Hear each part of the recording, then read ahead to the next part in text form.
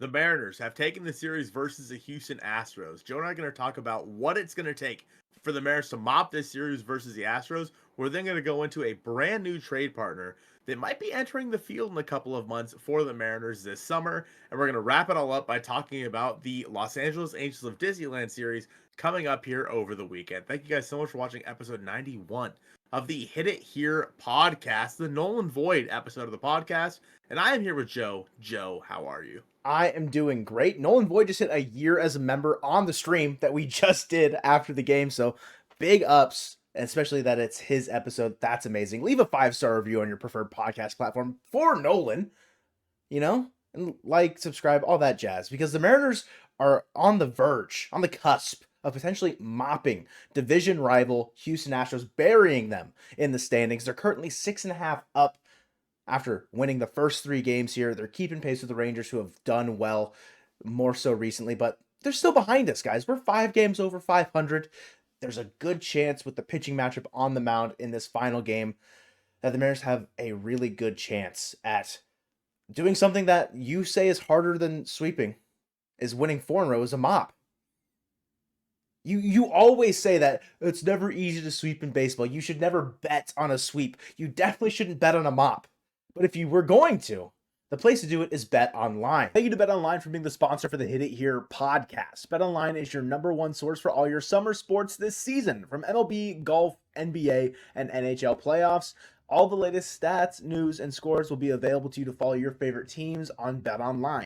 Get the latest odds and lines, including the latest team matchups, player props, and odds on just about every sport out there. Head to the website today or use your mobile device to get in on the action. Bet Online, where the game starts. This series, Colton got off to probably the best start that the Mariners could have asked for. 3 runs in the first inning against the Astros in game 1. However, the rest of that game was pretty quiet for the Mariners offense. They did not score another run, but it's okay. The pitching staff held it down in game 1, going all the way back to Monday's game here. Bryce Miller, 6 innings, 5 hits, 2 earned, 6 Ks. It was, it wasn't like the best overall from him, I would say, but he definitely did his job, because he couldn't give up more than 2, and that's what he did. And the bullpen, it's been vintage Mariners bullpen, Colton, since the road trip. Trent Thornton, Gabe Spire, and then Andres Munoz slamming the door home in game 1. Mooney has been unbelievable. 2 strikeouts, lowering his ERA to 1.54 on the year in this game 1, Colton. Is there really anything else to say about game 1 other than the fact that shout out to Julio in the first inning? This game was horrifying. Yeah. The Mariners scored those 3 runs in the first inning, and that was that. For the rest of the game, the offense is like, hey, all right, hey, we did our job. All right, now it's your turn. Your turn. Go figure it out. Bryce Miller came in clutch, but of course, Andres Munoz shutting the door. Overall, the Mariners bullpen in this game, we're starting to see a little bit of a trend with this bullpen, Joe, and that is that they might be kind of coming into their own. A little bit rough over the past few weeks or so, but nonetheless, as we kind of move into June now, this bullpen might be figuring it out. This was, again, also the Major League debut for Ryan Bliss. So we definitely need to mention that. He looked pretty good in it. He didn't look too overmatched. We're going to mention that a little bit later on in the podcast here about things that happened with Ryan Bliss. But yeah, game 1 for the Mariners, Joe, was a big one, winning 3-2. I think that this game specifically may have like set the tone for this entire series. But Joe, going into game 2, we're looking at another Mariners win here, and this one without Andres Munoz. Yes, and I'm sorry, I misspoke. It was France and Haniger that drove in the runs in the first game. That's my bad. Like, Julio did his job in getting on and like keeping the inning going. It's game 2 where Julio has a bit better of a game, going 2 for 4, driving in 2 RBI. That's on me. I misspoke, but you're right. The Rock in game 2, 6 innings, 5 hits, 2 earned. Same line as Bryce Miller, basically. It's a situation where the Mariners offense did not score 3 runs for you in the first inning. They only scored 1. And kind of a bonehead mistake by Julio rounding second, trying to go. It was a bizarre play. We don't need to talk about it a ton. They made Hunter Brown look like an ace-ish. 6 innings, 4 hits, 1 earned, 9 Ks for Hunter Brown, the opposition to Luis Castillo there. But the bullpen, no Munoz, you said. Austin Voth, who has been very, very good in his last couple times out. Taylor Saucedo, a very big welcome back, playing his famous Twitch clip on the board. You play 9 innings. And Ryan Stanek in the 9th, striking out 2 batters, getting the job done. The Mariners were down in this game after the 4th inning, a 2-run home run from Alex Bregman off of Castillo. Colton, they scored 3 runs in the bottom of the 8th inning. Haniger gets it going with a leadoff double. And then that's what speed do the rest of this one. Class A pinch runs, Ryan Bliss, Josh Rowe, that's what speed do. Yeah, this was chaos ball. Like vintage chaos ball. And Joe, hold on. Joe, can you ask me about my hat? Colton, what's up with your hat, man? Hey, Joe, thank you so much for asking. I'm wearing this American flag hat because when the Mariners win against the Houston Astros, all of America wins. So yeehaw to that. I just really wanted to take it off. Yeah, that's reasonable. Yeehaw to that. All right, first and foremost, because heck the Astros. Heck the Astros. Put it in chat. Heck the Astros. But yeah, this was a big game. Obviously, Ryan Bliss had the opportunity to put down a bunt that he did not get down, but he's then had a really, really good at-bat that kind of kept the inning going. Mm-hmm. And in the end, the Mariners were able to win this game 4-2. And like I mentioned earlier, no Andres Munoz with Ryan Stanek coming in. And it was, I'm not going to lie, I don't know about you, but I was a little nervous. Oh, yeah. Coming into the top of the 9th inning there with Ryan Stanek on the mound, simply because it's not Andres Munoz. And based on what we've seen from Stanek and what we've seen from this Mariners bullpen as a whole, I was like, no. But Stanek was able to get the job done with that nasty splitter. He looked like he was on fire. So if the Mariners have been able to get Ryan Stanek right going out throughout the rest of the season, that is a huge, huge upgrade to this pen. Overall, though, I mean, like you mentioned, it's just guys getting the job done. Obviously, Julio had that little swinging bunt there. You guys have definitely seen the clip by now. His like, oh, it doesn't matter. Like that clip. Like, that is chaos ball, vintage chaos ball. Something that we didn't see enough of in 2023, but what we saw a lot of in 2022, Joe.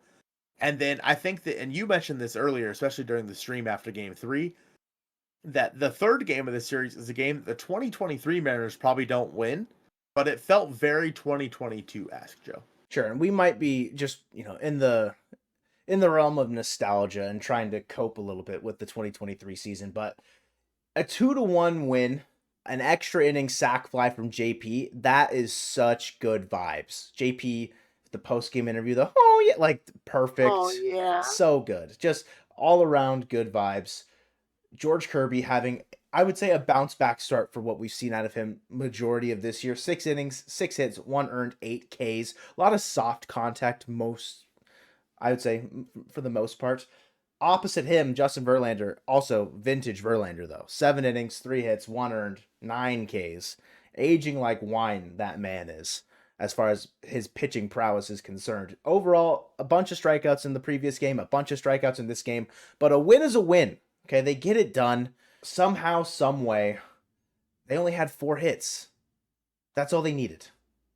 They just have to go out there and somehow win ball games. Trent Thornton, electric 3 Ks in his 7th inning duties, taking over for George Kirby. Spire and both get out of the 8th. Munoz for the 9th to send it to extras. The Mariners couldn't capitalize off of Julio on third base with only 1 out off of Josh Hader. It's a questionable decision bringing in Ryan Bliss, but it is what it is. I'm not going to harp on it, mainly because we won. If we had lost, that's probably a bit more of a glaring issue that you'd have to take a deeper look at. I will let it go for now, and that might just be me being, if you want to call me a homer, fine. Do it. Now's the time. Because gosh darn it, Mike Baumann, legendary masterclass 10th inning to get the Mariners to the bottom of the 10th. Take out just to get the dub, get the series win, and head into the final game on Thursday for a mop. This was, again, you said it best. The Mariners had 4 hits. This was not a good offensive game from the Seattle Mariners. Mitch Garver was catching. It was Like weird it vibes. wild game. Like I think Ty France was hitting 4. Was he hitting 4? Yeah, Ty France was hitting 4. The Mariners were able to take 3 games of this 4-game series. Honestly, because of this bullpen, keeping things exactly where they are and letting the offense kind of chip away at things. And we've seen since the I think it was the last game of the road trip, or the game before the last game of the road trip, where Scott Service had this team meeting with the offense being like, hey, you guys suck, don't suck maybe. Mm-hmm. And like going forward, the Mariners I think are undefeated since then. It's a 4-game winning streak after a 4-game losing streak. George Kirby coming out and spreading out those 6 hits across those 6 innings. Like I was a bit rough on him because Joe and we've been talking for the last 12 hours. It's been a long day. It's been a long day. And like Joe and I have been chit-chatting for the last 12 hours. And I was like, man, what the heck's up with George Kirby, man? Like he's giving up these dink hits, and I'm like mad at him. I'm like, how dare you give up these little dinky hits, you know?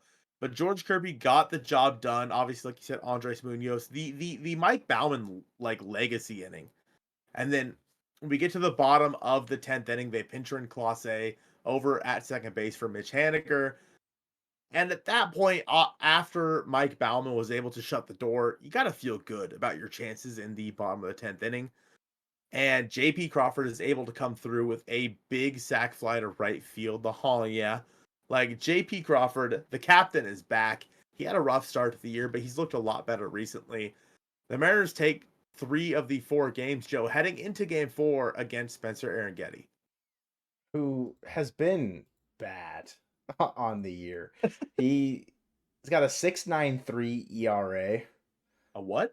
Oh, I'm sorry. That's not correct.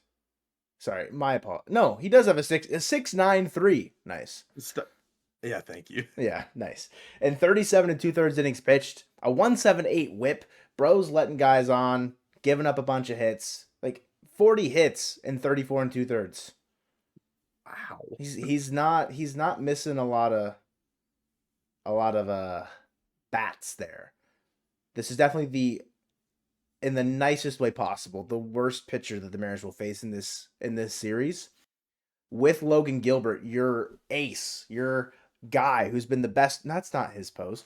The best thing. But like, what else? He's been the rock of the pitching staff. Yeah, like know? what else can you do? They need to come up with something for each of them. Anyways, no. I don't know. That's your like tomorrow would have been the game that I'm like, yeah, that should be a guaranteed win. Like Thursday's game should be a guaranteed win for the Seattle Mariners in this series out of any of them for the Astros. Go out and get the mop. Go out and get it done. Arangetti, he's nothing special. This Astros offense has shown nothing against the Mariners pitching staff. Go out there, finish the job, bury them even further in the division standings.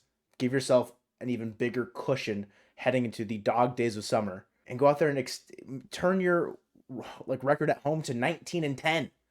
Go out there and show them who's boss. I've got a really good feeling that tomorrow, like Thursday's game, will go in favor for the Seattle Mariners. Logan Gilbert, he's gonna go out there and shove. Yeah, and you mentioned, Joe. Let's say the Mariners do end up winning tomorrow. The Astros will be 7.5 games back with, what is it, 6 to play? I think against the Mariners the rest of the year. What does that put the season record at? So the Mariners will be 6-1. So the Astros would have to sweep the rest of the games, the regular season. If the Mariners do win Thursday's game, that is where it's at 6-1. So not including tomorrow, they need to win 2 more games. Or sorry, with including tomorrow, they need to win 2 more.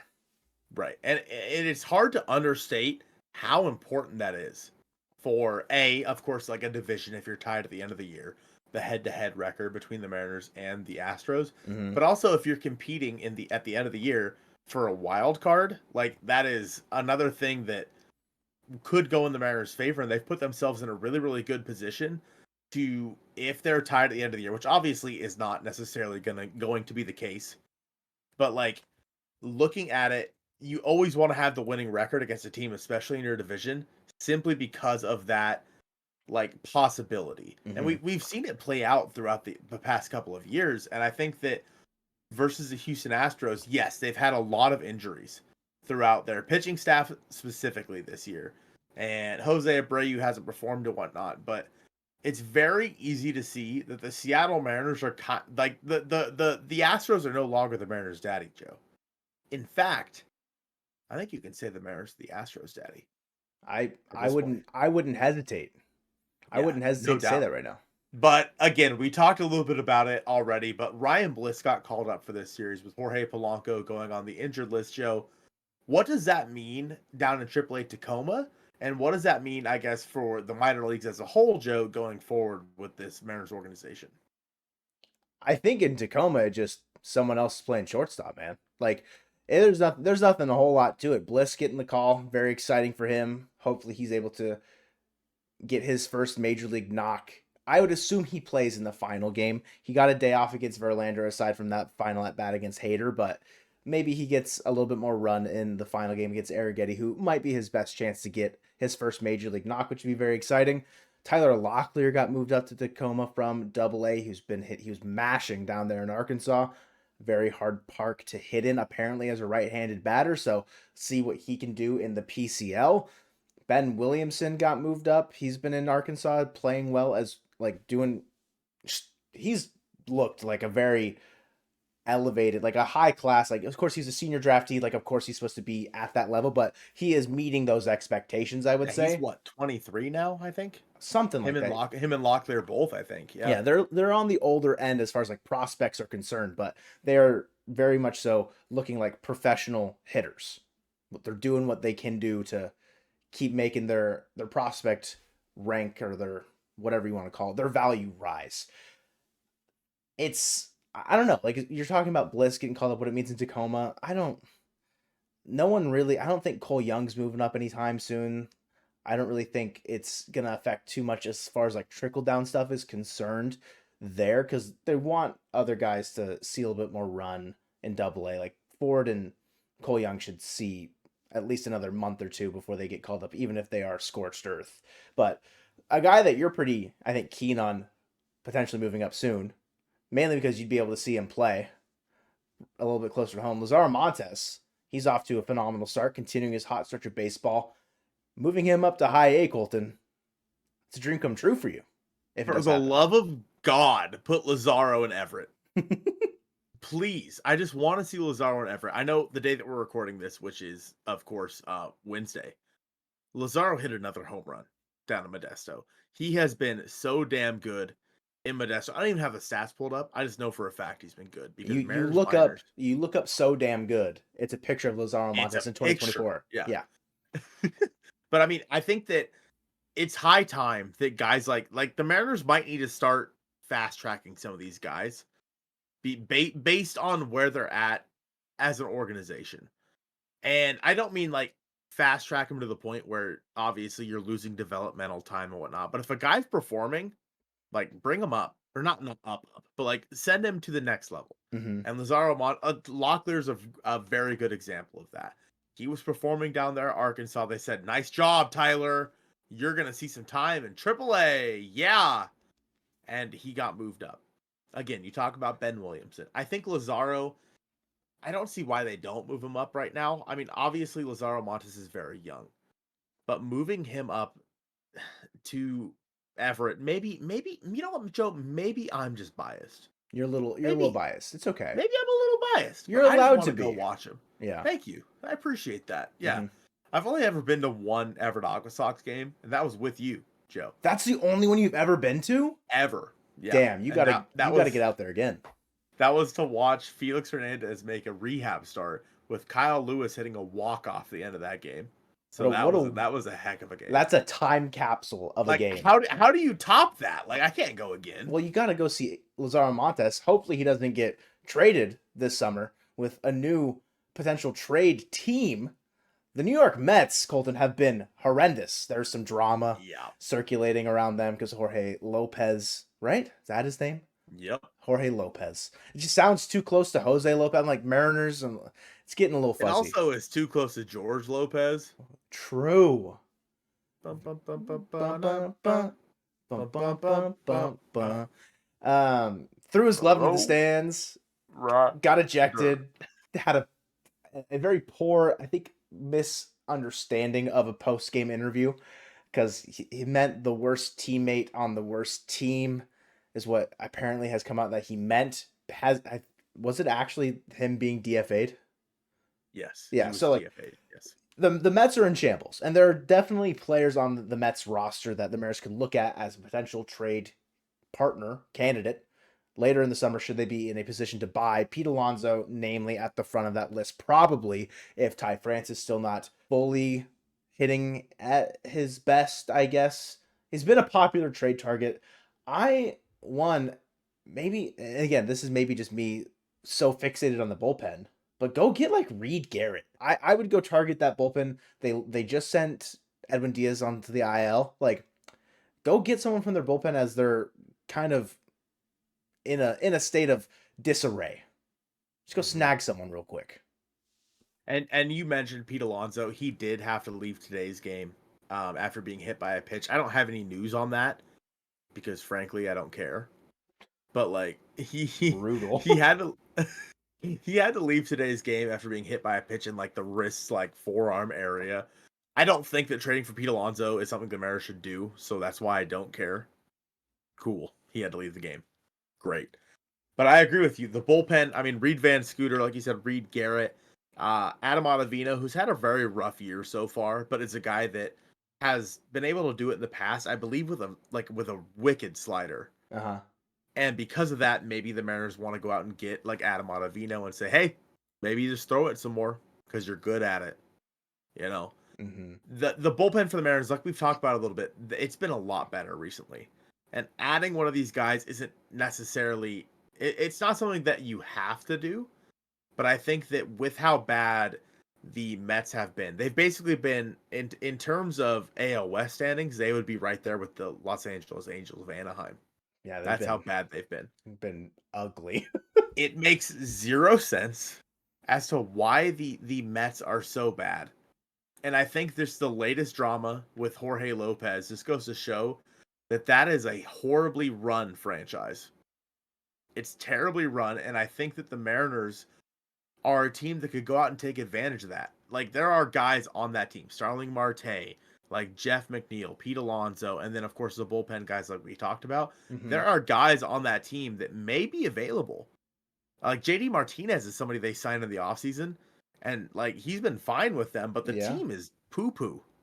Like, so do the Mariners then decide to go out there and make a trade with the Mets? Maybe. It's possible. And the bullpen makes sense. Adding a guy like JD Martinez makes sense. Starling Marte kind of makes sense. It's just another team to add, Joe, to this list of teams that have been really, really bad moving forward that the Mariners could make a trade with. You just got to add them to the roster and potentially just keep them on the radar. But Colton, you mentioned the Angels, another organization that I think is pretty poorly ran. Say it in a pretty blunt way there. Got a 3-game set coming after the Astros series here to finish out this homestand. And the probables are not listed on MLB.com. It's the bane of my existence.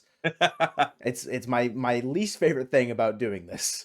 But in game 1 on Friday, it should be a game you're going to. Brian Wu versus Jose Soriano. Colton, you said Soriano's been the Angels' best pitcher? News to me. Tell me about him. I'm just kidding. I will, Joe, here in just a second. Don't tell me about him. It's fine. It's too late. I'm doing it. You're going to do it? Okay. While you're looking up some Jose Soriano stats, Colton, I will say the Angels as a team, they've got a little bit better of a WRC plus than the Mariners on the season. They're sitting at a 99. The Mariners are sitting at a 94. As we've kind of gotten used to in these reviews and previews for series and matchups going forward, the Mariners offense has been lackluster and is usually below the teams that we're facing. But the pitching staff is where the difference is made. Ninth ranked overall Mariners pitching staff by ERA, 3.57 in the MLB. The Angels, 27th in all of baseball at a 4.54 ERA. We know that the roster of this Angels team is not a consistent winner. It's the reason why they're the seller of the American League West. You have to go out there and coming off a series win no matter what against the Astros, you have to go out there and establish even more dominance over your AL West opponents against the Angels here at home as well. Bryan Woo's pitched amazing on the year so far. I have unwavering faith that game one is in the favor of the Seattle Mariners, and Bryan Woo will go out there and look stellar once again. Yeah, Jose Soriano, Joe, thank you so much for giving me time here. Yeah, of course. He walks a lot of hitters. So, but that's the thing with Jose Soriano and this Angels rotation as a whole. With Jose Soriano, he has been relatively decent this year. He's a right-handed pitcher, and so far in 2024, he in 52 innings pitched, he has a 3.61. In 11 games, he started 9 of those games. He has a 1.14 ERA plus so far, but his WHIP is a little bit high at 1.185. So in terms of the pitchers that the Mariners have seen, and again, the probables aren't listed, so it's like not super easy to go find how the hitters are against guys like this. Soriano in his career has made a total of 11 starts. I'm sorry, 9 starts. And he so it's like he's young. There's not a lot of tape on him. There's not a whole lot of tape on him. Right-handed pitcher, the Mariners are going to run Dom Canzone, Luke Raley out there. Josh Rojas will be in there at third base. Like, the pretty standard lineup, I think, for the Mariners versus right-handed pitching. On the mound, it was Woo, right? Mm-hmm. Woo should be able to dominate this Angels lineup for the most part. No Mike Trout. Obviously, you have Taylor Ward out there. But, like, otherwise, in terms of this Angels team, like, they're not a good team. I've said it maybe once, I think, before, Joe. It's hard to sweep in baseball. You've said that before, I think. At least once. Yeah. Give or take. But this is a bad baseball team. And the Mariners, as they move into June, Joe, they should have a good chance at making up some ground in the standings, or not making up some ground, but putting some distance between them and the teams behind them. And I think it really does start with the Angels. Yeah, you mentioned some guys on this team. Taylor Ward, a guy that we know well. Joe Adell having a breakout year, very exciting for him that he's finally kind of broken out. Please. Somehow, some way. Censor his name when you say it, please. Why? Do it. Censor his name. Censor his name. Barry Bonds of the Los Angeles Angels. Luis Rengifo. I'm not scared to say his name. We know he terrorizes us. There are guys on this roster that you have to be careful of. On the year, Colton, Rengifo's putting up a better WRC plus than Trout was before he went on the injured list. Rengifo's got a 154 WRC plus on the year. Somehow, some way, Palpatine returned. Luis Rengifo is here. You gotta limit the opportunities, and hopefully the Mariners pitching staff is able to do that. The Angels team overall is very below average. They should be able to take advantage of that. And looking into game 2, you mentioned there's a righty on the mound in game 1. Game 2, we were facing Reed Detmers, so a little bit of theoretically, that should be what it is versus Bryce Miller there. Detmers is a lefty. Maybe they have Garver catch again. I don't know what's going on with that. If Sebi's alive, I don't know. Like Sebi, blink twice if you're being held hostage. I don't know. It was a weird moment seeing Garver. I didn't even see it. You had to tell me, and I was taken aback. But again, Detmers versus Bryce Miller. Detmers has probably the best, like, I don't even know. Like, does he have the best pedigree of this Angels rotation? He's got, like, the potential to do it, but I don't know if he's ever really lived up to that hype. Kind of same way like with Patrick Sandoval, who we dodge in this series. A guy who's living up to the hype so far, I'd say, this year. Bryce Miller, who pitched well against the Astros versus Detmers. I'm giving the advantage to the Mariners 9 times out of 10 there.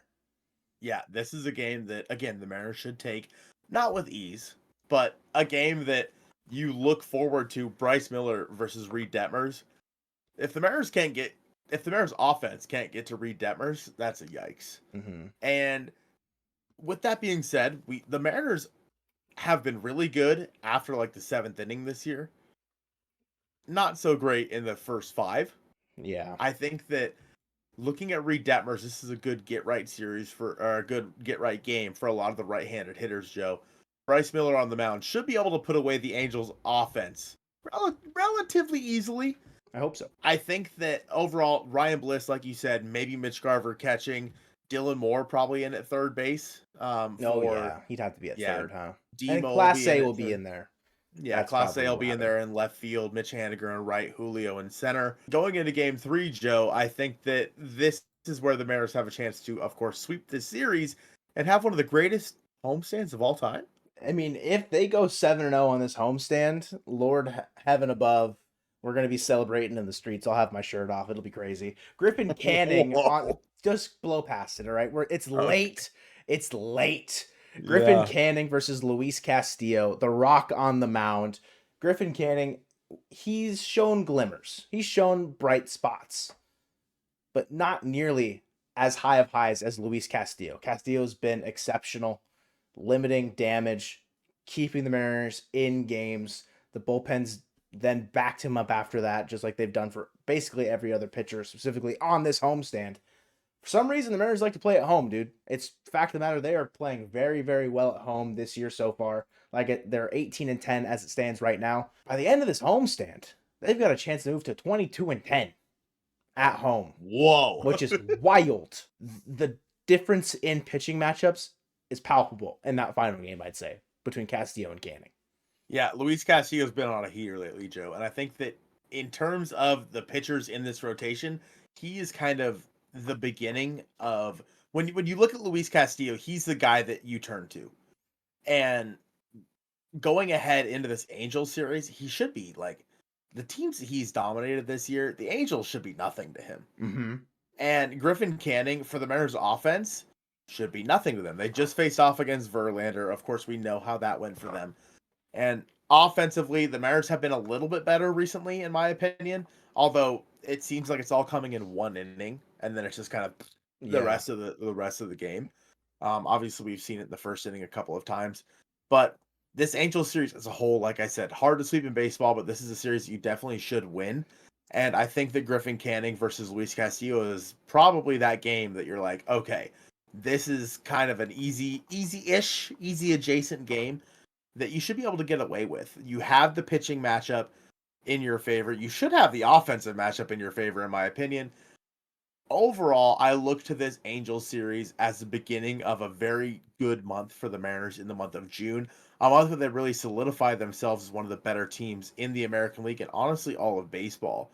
And it kind of does all start with this last game versus the Astros. They already won the series versus the Astros, who have been one of the best offensive teams in all of baseball for the last 2 weeks or so. Going forward into this Angels series, as long as you can keep guys like Taylor Ward, Luis Blanquifo, and like Joe Adell in check, you should be all right. The pitching matchups favor the Mariners. I feel really good going into this series, Joe. You have to, just given the state of the Seattle Mariners. Colton, I'm going to cap off the podcast here with an Alex Mayer stat from the final game that we have laid witness to. Okay? The Mariners last 2 games versus pitchers who rank top 10 in strikeouts in MLB history. 529-24 versus Justin Verlander. Mariners win 2-1 on bases loaded, walk-off, and extras. 522-09 versus Randy Johnson. Whoa. Mariners win 2-1 on a bases loaded, walk-off, in extras.